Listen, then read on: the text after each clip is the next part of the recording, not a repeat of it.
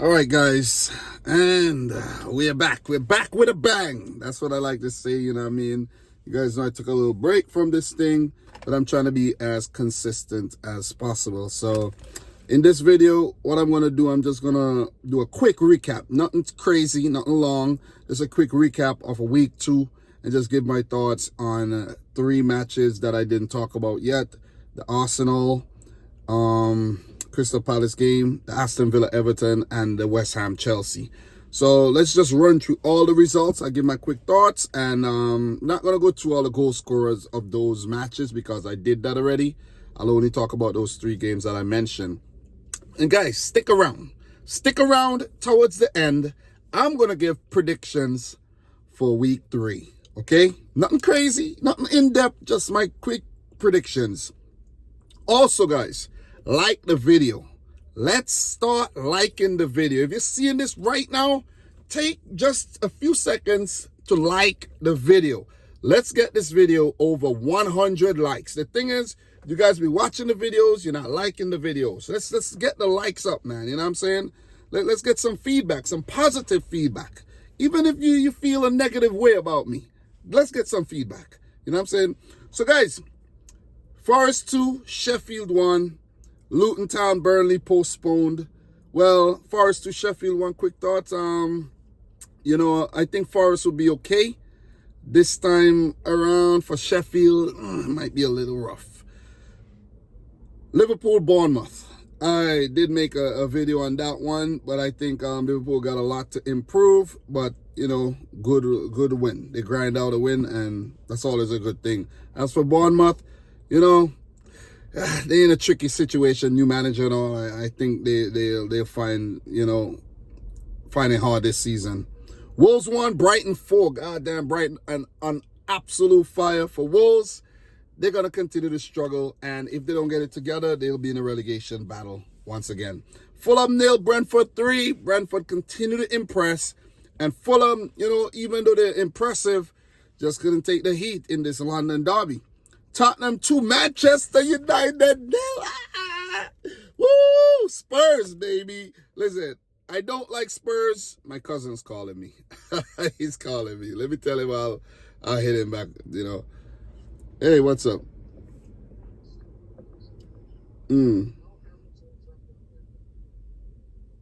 I don't know. Bro, I'm going to hit you back. I'm in the middle of something right now. All right. Yeah. So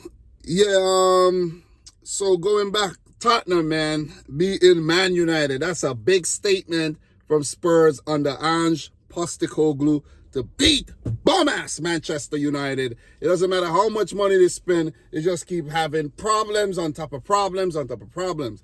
When you thought that, Harry Kane left Spurs and Spurs would be the team, going through a whole lot of problems right now, it's not Spurs. It's United. So Spurs do still need a striker up top, in my opinion. They're looking for that. And Man United, of course, they need a striker as well. Rasmus Højlund, I think he's injured. Could he provide the solution? Could he be the truth, the solution? It's just left to be seen, man. But from what I see, from what I know, he's just a bootleg Erling Haaland. Man City 1, Newcastle 0. City had to grind that out. Kudos to Newcastle. But question is, are Man City going to go full Pete? Because right now, they look around the league, I don't know if anybody's challenging right now. You know what I'm saying? 2 weeks in, and I feel comfortable.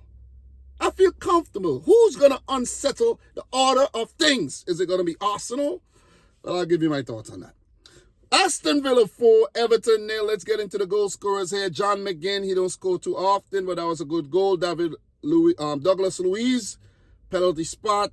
Leon Bailey, who was having a really good game before he went off injured, with a goal in the 51st. And Joan Duran, the young Colombian, came on to score his first Premier League goal. He looks good. And I spoke to his old coach, Ezra Hendrickson, of Chicago Fire, who's from St. Vincent, of course. And he tell me, look out for that kid, man. So big up to Ezra. He no longer works with Chicago Fire, but still Ezra is a top guy, man. So 4-0 Aston Villa. Unai Emery cooking up. something delicioso. And Everton, man, their away record is not great. And that's a terrible start to the season, losing back-to-back games, you know what I mean? So, again, they were saying an Everton supporter or someone who was working on the stadium died, so RIP to him, condolences to his family. I didn't look too much into the news, but I did see they were acknowledging that. So, big win for Villa, bouncing back from the loss last week. And for Everton, they got a lot of work to do, man. So, I'll share more thoughts on these teams in the future. But Aston Villa with Europa League football, Unai Emery, the recruits, they're looking like they're going to be a team to watch this season again. Sean Dyche and Everton, you got to watch this team. Relegation. You got to watch this team for relegation again. They're not looking good. They need to get it together, man. Seriously. They need to get it together big time. Not scoring enough goals. Scored the least amount in last season. Like, in terms of their team tally, that was the least amount they scored in a very, very long time. So, guys, we move on. Big win for Villa there. West Ham 3, Chelsea 1. God damn. Jesus Christ. David Moyes. That was awesome. Naya Fagued, 7th minute. James Ward-Prowse with the brilliant corner. And you got to shout out to West Ham for that business, though, for actually signing James Ward-Prowse and getting, top-class deliveries when it comes to set pieces.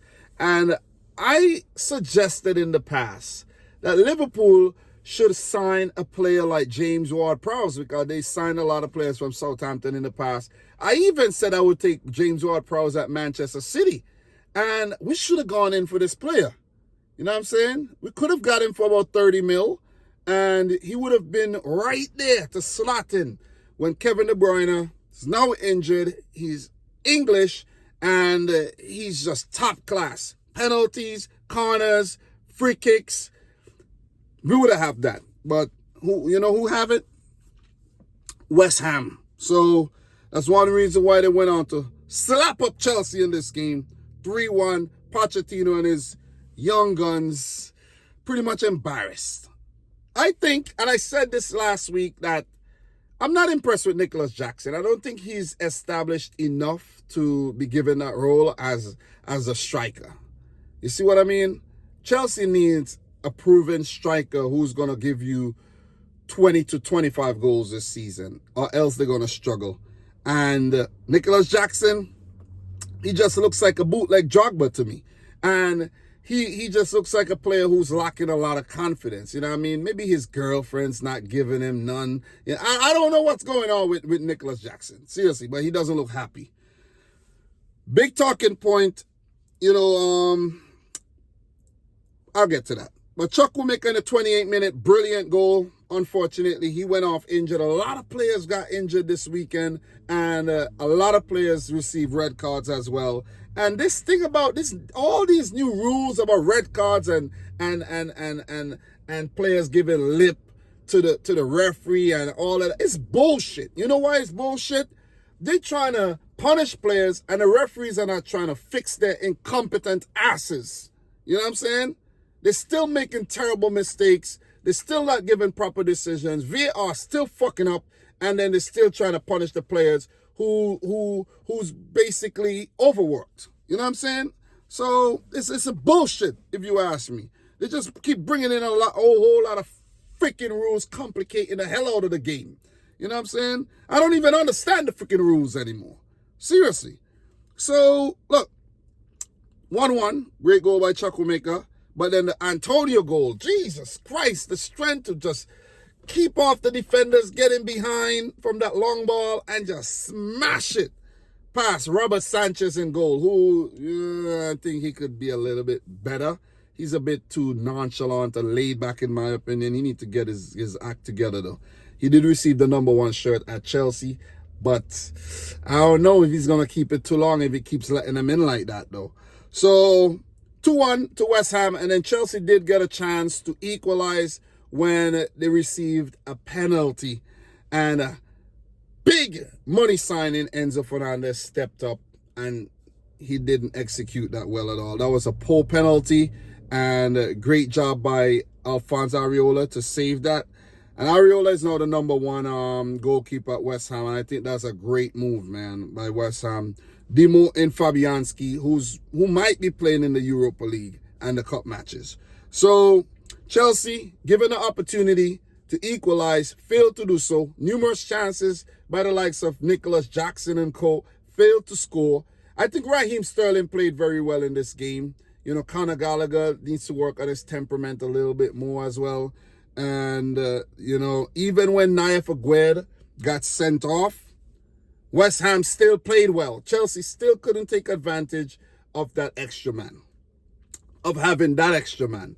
So they got a lot to work with, and the inexperience definitely showed on the day. It was evident that this is a young and inexperienced team. Very, very evident. You know, so Aguerd, unfortunate that he got sent off. He scored, but, you know, he had to walk. They'll miss him, but they do have cover. Ogbonna did come on, so big up to Ogbonna for keeping a job. You know what I'm saying? Longevity. You gotta shout out these defenders, though. Lucas Paqueta did put away a penalty in the 95th minute. He's currently being investigated for betting, sports betting, and I hope they find him not guilty, because he's a peach of a player.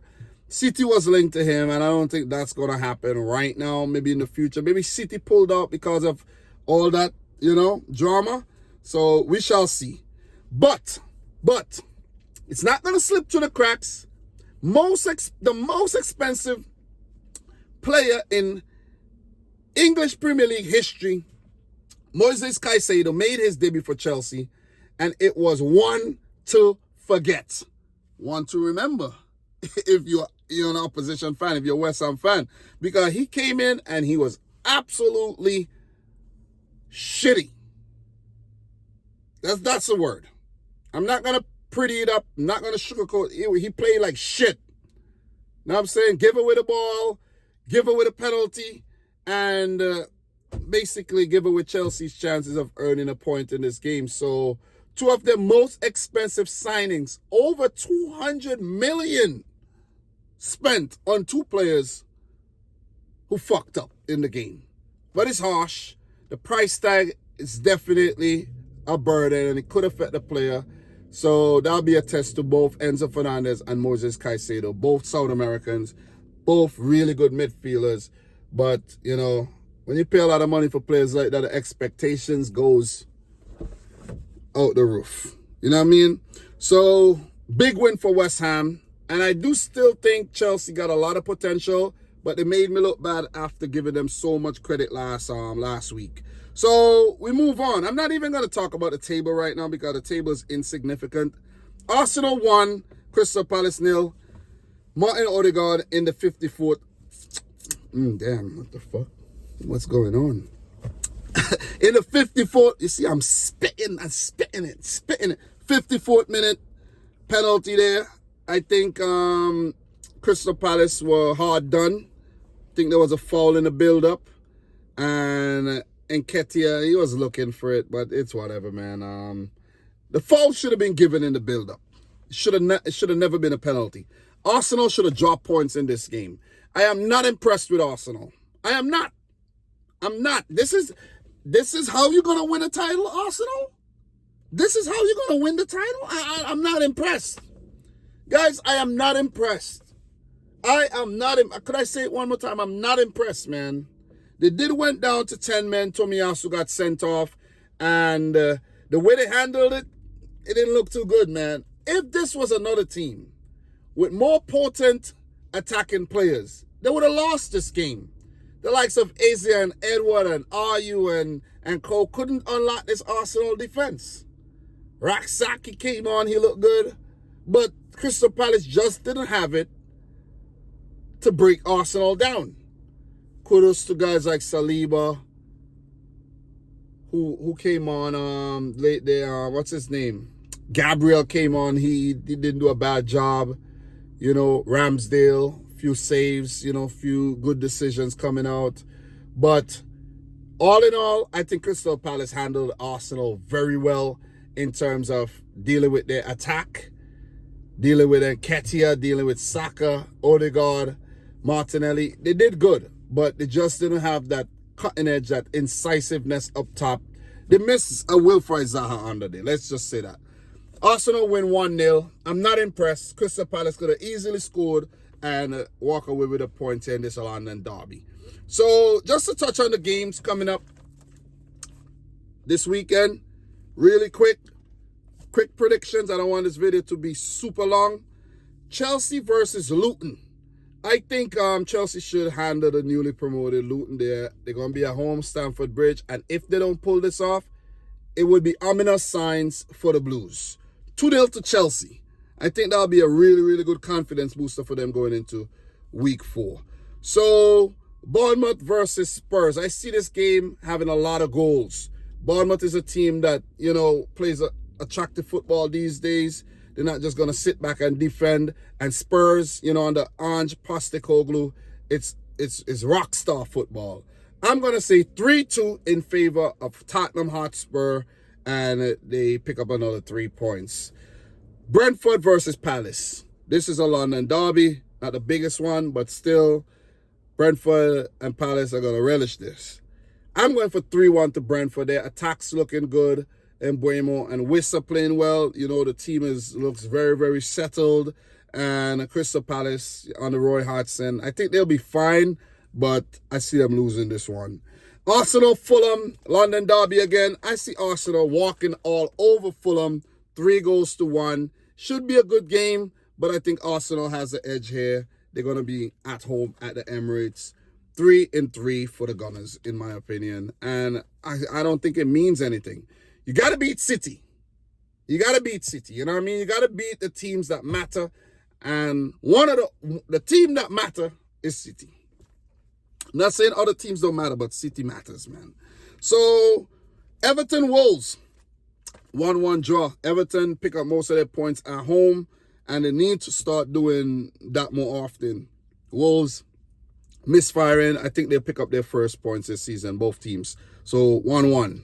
Everton would prefer a win, but I think a draw would suffice. Brighton versus West Ham. This is going to be a high-scoring game. I'm going to go for 4 more for Roberto De Zerbi's team, 2 to West Ham. So 4 to win for Brighton and continue to entertain. Karam Mitoma, oh man, Evan Ferguson, these guys, Julio Enciso, these guys are freaking entertaining, man. 4-2 to Brighton. They're on fire. Sheffield United versus Manchester City. Sheffield, they're not looking too good. And the team not experienced enough to deal with the champions right now. 3-0 to City. I don't think we're going to blow them out the park, but I think we're going to win this game to make it 3-3. What do you guys think? Let me know all your predictions down below. Burnley versus Aston Villa, the battle of the Claret and Blues. I'm going to go to Villa. Go for Villa to win this one 3-1. Going to be a rough start for Vincent Kompany in the Premier League, but still, they show promise. But I think they'll take time to gel with this newly stitched together team. Villa 3, Burnley 1. And big one, Newcastle versus Liverpool up on Tyneside, way up north, the most northern Premier League club right now. This is going to be a tough game for both Newcastle and Liverpool, but being at home, Newcastle should have the advantage. Liverpool not playing at their best, in my opinion, still unsettled in the middle of the field, and they will be without Alexis McAllister, who received a red card there. Luis Diaz suffered some injury. Don't know if he's fit enough to actually, to play. Oh, I'm just getting some news here that Pep Guardiola to miss Man City's next 2 games after he underwent back surgery. Wow. It's going to be okay. The boy, Juan Malio, is going to take charge. He's going to handle business. We're going to handle business as well. So get well soon, Pep. So, Liverpool, Newcastle, guys, I'm going to go for a draw. I think Newcastle are playing very, very well, and they're going to be a really, really big test for Liverpool. And with Liverpool's defense looking a little shaky, in my opinion, and the attack still, you know, they're still trying to figure things out. Losing Luis Diaz could be a problem too, but I think Jota would go over, or Gakpo, Nunes would come in. It's going to be a good one, but I don't see Liverpool beating Newcastle on the road. I really don't see it happening. So, guys, these are my quick predictions and my quick roundup for week 3. You know, and as, you know, I do these more, and as time progresses, you know, the information would start to settle in, and they'll, you know, I still think I'm rusty, but when I do watch over the videos, I'm like, bro, you did well. So, guys, this is it. You know what I mean? Thanks for watching yet another one. Don't forget to like the video, subscribe if you're new. We're back. We're back, guys. And we're back with a bang. Don't forget that. Trying to be as consistent as I can. So, it's your boy Dom. Thanks for watching yet another one. Let me know your thoughts down below. And until my next video, peace out. Rich. Peace. Also, guys, let me know if I miss any major talking points down below. I'll be a bit more prepared in the future for something like this. But this is definitely off the fly. See ya.